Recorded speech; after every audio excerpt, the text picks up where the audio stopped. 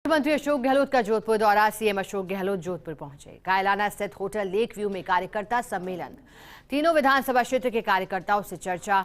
दीपावली स्नेह मिलन कार्यक्रम के साथ ही चुनाव को लेकर चर्चा। कार्यकर्ताओं में चुनाव को लेकर जोश भरेंगे और क्योंकि आज देश प्रदेश में दीपावली की धूम है, मुख्यमंत्री अशोक गहलोत भी जोधपुर पहुंचेंगे। अपने गृहनगर में ही दीपावली का पर्व मनाएंगे परिवारजनों के बीच में और उम्मीद यही है कि इस बीच कार्यकर्ताओं से और या फिर आम जन से मुलाकात मुख्यमंत्री अशोक गहलोत करेंगे, उनमें जोश भरने का कार्य करेंगे। इससे पहले कल भी मुख्यमंत्री अशोक गहलोत जोधपुर पहुंचे थे। वहां के अलग अलग विधानसभा क्षेत्रों, चाहे लोहावट की बात करें, फलौदी की बात करें, वहां मुख्यमंत्री अशोक गहलोत जनसभा को संबोधित करते हुए दिखाई देते। ज्यादा जानकारी देने के लिए जोधपुर से सहयोगी राजीव गौड़ हमारे साथ जुड़े हैं।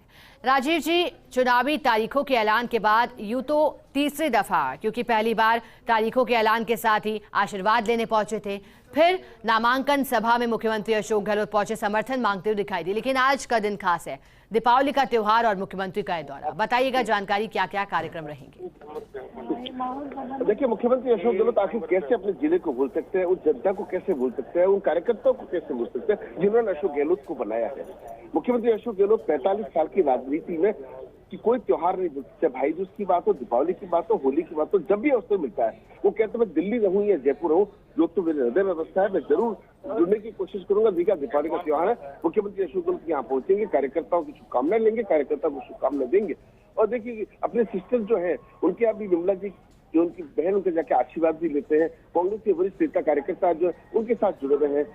अभी एयरपोर्ट की बात करें तो इस वक्त जो पशु राज्य विकास बोर्ड के अध्यक्ष है सोलंकी से लेकर की बात संगीता बेनीवाल और मेयर कुर्ती देवा से तमाम कांग्रेस के वरिष्ठ नेता पहुंचे हैं।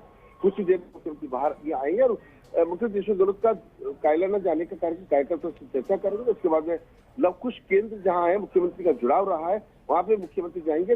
राज्य मानवाधिकार आयोग के अध्यक्ष जस्टिस गोपाल कृष्ण व्यास के निवास पर भी जाने का कार्यक्रम। कुल मिलाकर के आज दिन भर जो है कोशिश करेंगे कार्यकर्ताओं से जुड़ करके वो संदेश कि जो लोक जन कल्याणकारी योजना 5 साल में जो लागू की गई है वो आम जनता तक कैसे पहुंचे, जिससे कम से कम चुनाव के बाद लोग इस बात को समझे कि सरकार ने कैसे काम किया। तो कुल मिलाकर के आज का दिन उस लिहाज से अपनी नेता को खुद के बीच में पा करके काफी खुश जो है इस क्षेत्र के लोग नजर आ रहे हैं। जी राजीव जी, एक और जानकारी दीजिएगा। अब क्योंकि टिकटों का वितरण हो चुका है, नामांकन प्रक्रिया, नामांकन वापसी, तमाम ही प्रक्रियाएं हो चुकी हैं और कुछ ऐसे भी लोग थे जो कांग्रेस से बीजेपी में गए, बीजेपी से कांग्रेस में गए या फिर अन्य दलों का रुख किया।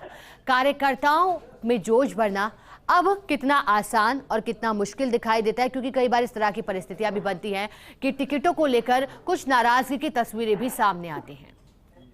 देखिए, चाहे रामेश्वर दादिज की बात करें, सुनील परिहार की बात करें या फिर जो कांग्रेस छोड़ के गए, उनसे कोई फर्क कांग्रेस में पड़ने वाला नहीं है।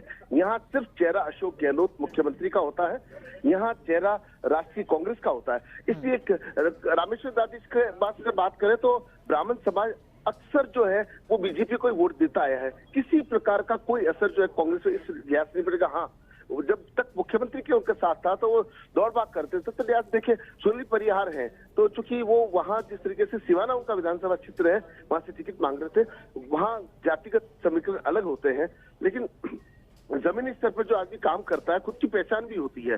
तो ऐसे में भारतीय जनता पार्टी ने मौके को जरूर साधने की कोशिश की है, चाहे पहले भी और अभी भी। जो बीजेपी के कई ऐसे नेता है जो कोशिश कर रहे हैं कि नंबर कैसे बढ़े, नंबर बढ़ाने के लिए नेताओं को इधर उधर किया, लेकिन उन नेताओं को लिया जिनका कोई बहुत बड़ा जनाधार नहीं है। लेकिन फिर भी कांग्रेस फूक फूक के कदम रख रही है, किसी भी चाल को हल्के में नहीं ले रही है, लिहाजा अंदरूनी रूप से जमीनी स्तर में मजबूत कर ली। वही दूसरी और बीजेपी की बात करें तो बीजेपी भी इस चुनाव को हर हाल में जीतना चाहती है। जो कांग्रेस बार बार रिपीट होने का दावा कर रही है, उस दावे को खारिज करना चाहती है और बताना चाहती है कि कार्यकर्ताओं के जोश के आधार पर, पीएम नरेंद्र मोदी की नीतियों के आधार पर वो सत्ता में काबिज होंगे। लेकिन 3 दिसंबर को जब चुनाव परिणाम आएंगे, ये पत्ते उसी वक्त खुलेंगे कि बिल्कुल राजीव जी, क्योंकि मुख्यमंत्री अशोक गहलोत का सरदारपुरा से खास नाता रहा है, 5 बार विधायक चुने गए, सांसद भी रहे हैं और अब 6ठी बार मैदान में।